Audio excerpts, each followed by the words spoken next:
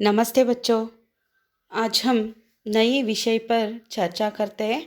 उसे क्या सीखते हैं, इस पाठ को पढ़ा तो पता चलता है। ये क्या है बच्चों? ये तो चिड़िया की बच्ची है ना। हम अब इस कहानी में एक चिड़िया की बच्ची की कहानी है। हमें पता है पक्षियों को पिंजरे में रखना एक अपराध है। प्रकृति ने उन्हें खुले आसमान में रहने के लायक बना है। वही उनका स्वाभाविक जीवन है।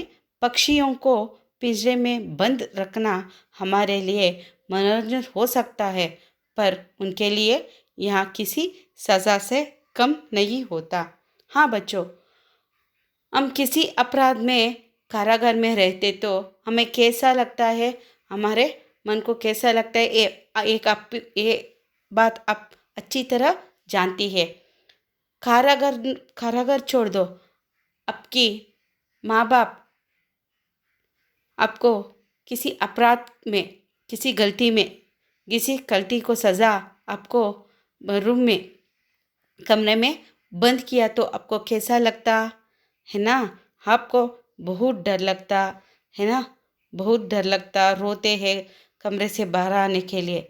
ऐसे ही पक्षियों में भी होता है। वो पिंजरे में नहीं रह सकता है, वो खुले आसमान में उड़कर जीना चाहते हैं। भगवान इसका स्वभाव ऐसे ही बनाया है।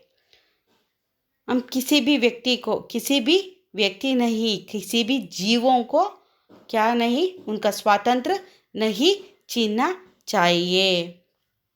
हमारे मनोरंजन के लिए नहीं छीनना चाहिए। हम इस पाठ की कहानी में क्या जानते हैं? एक सेठ ने सोचा कि क्यों ना चिड़िया को पिंजरे में बंद कर लिया जाए, और उसने चिड़िया को बातों में उलझाए रखा था कि इस बीच उस नौकर चिड़िया को पकड़ सके। सेठ की चालाकी से अनजान चिड़िया एक बड़ी मुसीबत में फंसते फंसते कैसे बचते हैं, यही इस कहानी में बताया गया है। लेखक हमें बताया गया है। इस कहानी का लेखक कौन है? जैनेंद्र कुमार है। कौन है? जैनेंद्र कुमार। इन्होंने अनेक कविताएं, नाटक सभी रची है। इनका पूरा नाम है आनंदी लाल है। इनका मूल नाम क्या है? आनंदी लाल। इनका जन्म 2 जनवरी 1905 में कोडियालागंज में अलीगढ़ के उत्तर प्रदेश में हुआ है। इनका मृत्यु 24 दिसंबर 1988 में हुआ है। इनका पत्नी का नाम भगवती देवी है। इनका भूमि भारत है। इनका कर्मक्षेत्र जहाँ ये काम करते हैं, ये लेखक है, उपन्यासकार है, कहानीकार भी है। इनका मुख्य रचनाएं परखा और सुनीता है। परख और सुनीता इनका मुख्य रचनाएं है। इन्होंने सामाजिक विषय पर अध्ययन किया है। हिंदी भाषा में इन्होंने कई कविताएं लिखी है। इन्होंने काशी हिंदू विश्वविद्यालय में स्नातक शिक्षक किया है। इन्होंने अनेक पुरस्कार भी प्राप्त की है। साहित्य अकादमी पुरस्कार, पद्म भूषण पुरस्कार, साहित्य अकादमी फेलोशिप भी पाया है। इन्होंने अन्य कार्य भी किया है, जैसे महात्मा गांधी के साथ भारतीय स्वतंत्र संग्राम के असहयोग आंदोलन में भाग भी लिया है। इस कहानी में माधवदास ने अपनी नई घर के संगमरमर से बनवाई है।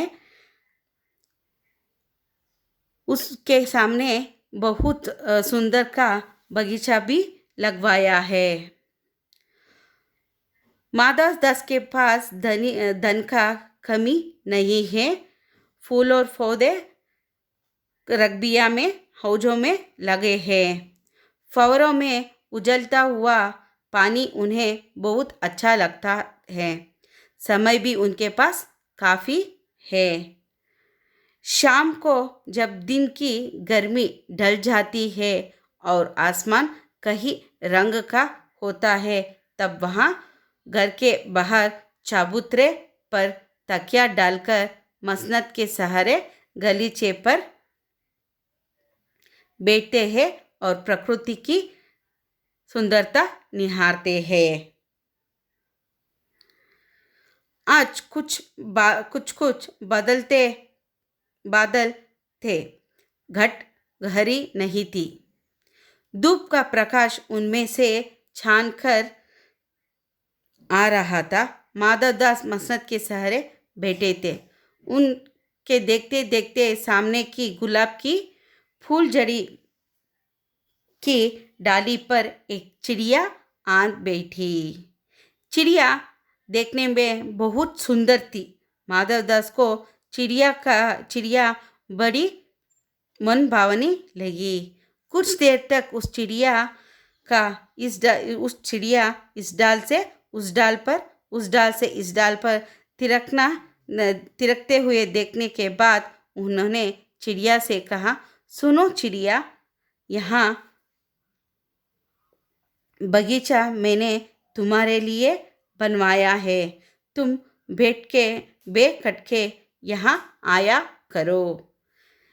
चिड़िया एकदम घबराई, फिर बोली, मुझको मालूम नहीं था कि यहाँ बगीचा आपका है।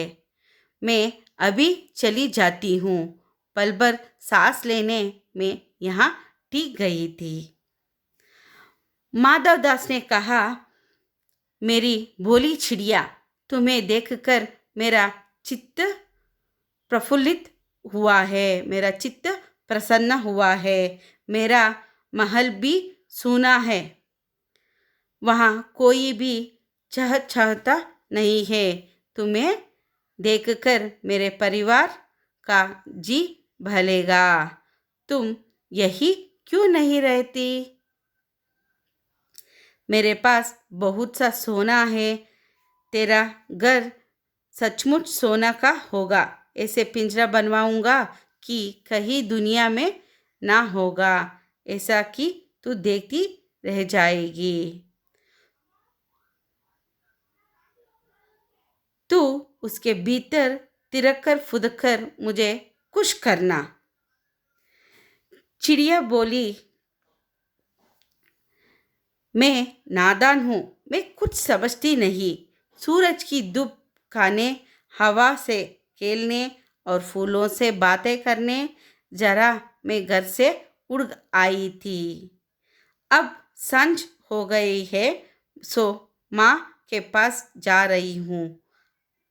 आप सोचना ना करें। माधवदास ने कहा, भोली चिड़िया, तुम कहाँ रहती हो? तुम मुझे नहीं जानती हो? चिड़िया बोली, मैं माँ को जानती हूँ, भाई को जानती हूँ, सूरज को और उसकी धूप को जानती हूँ, घास, पानी, फूल को जानती हूँ। तुम कौन हो? मैं नहीं जानती हूँ। मुझको देर हो रही है। माँ मेरी बाट देखती होगी। मैं माँ के पास जा रही हूँ।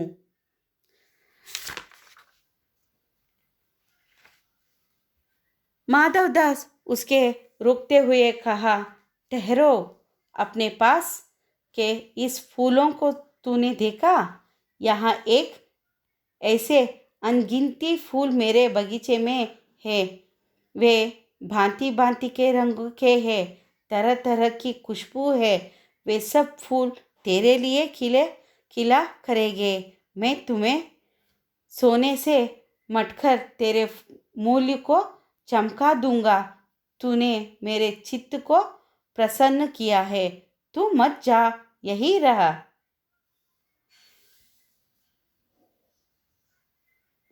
ऐसे कहते ही माधवदास ने एक बटन दबा दिया।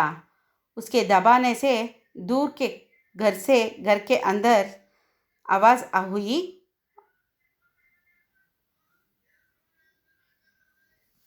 दूर के अंदर आवाज़ हुई। उससे एक नौकर झटपट भागकर बाहर आया। यह सब क्षण भर में हो गया। चिड़िया को कुछ भी नहीं समझी।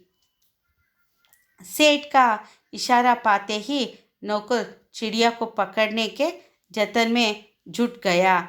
इधर चिड़िया को बातों में उलझाए रखने के लिए सेठ ने इशारा कर दिया। तुम अभी माँ के पास अवश्य जाओ। माँ बाट देखती होगी, पर कल आओगी ना? कल आना, परसों आना, रोज ज़रूर आना। तुम बड़ी सुंदर लगती हो। तुम्हारे भाई बहन हैं? कितने भाई बहन हैं? चिड़िया ने बताया, 2 बहनें, 1 भाई है, पर मुझे देर हो रही है। हाँ हाँ, जाना, अभी तो उजाला है। 2 बहनें, 1 भाई है, बड़ी अच्छी बात है। चिड़िया के मन के भीतर जाने क्यों चैन नहीं था। वहाँ चौकनी होकर चारों ओर देखती थी। उसने कहा, मुझे देर हो रही है। सेठ ने कहा, अभी उजाला है मेरी प्यारी चिड़िया। तुमने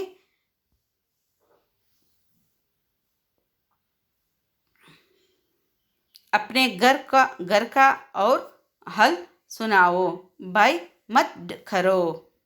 चिड़िया ने कहा, मुझे डर लगता है, मैं नादान बच्ची हूँ। माँ मेरी दूर है, रात हो जाएगी तो मुझे राह नहीं सूझेगी। सेठ ने समझाया, भय ना करो चिड़िया, तुम बहुत सुंदर हो, मैं तुमको प्रेम करता हूँ। इतने में चिड़िया को बोध हुआ कि जैसे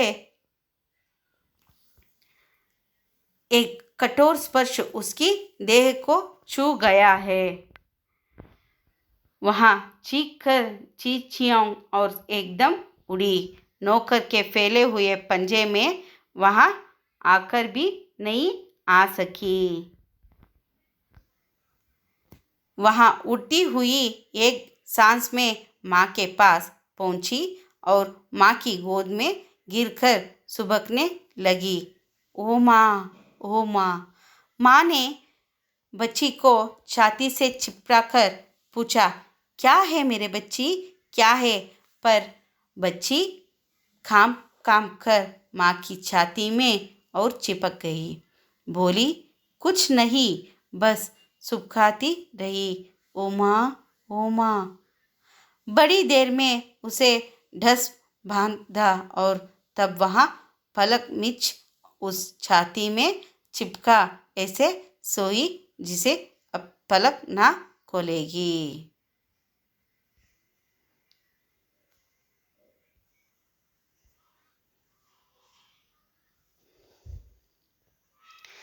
इस पाठ से हम क्या सीखते हैं? हम जैसे भी मुसीबत आए तो हम उस मुसीबत का सामना करना चाहिए और उसे बच के रहना चाहिए। धन्यवाद बच्चों।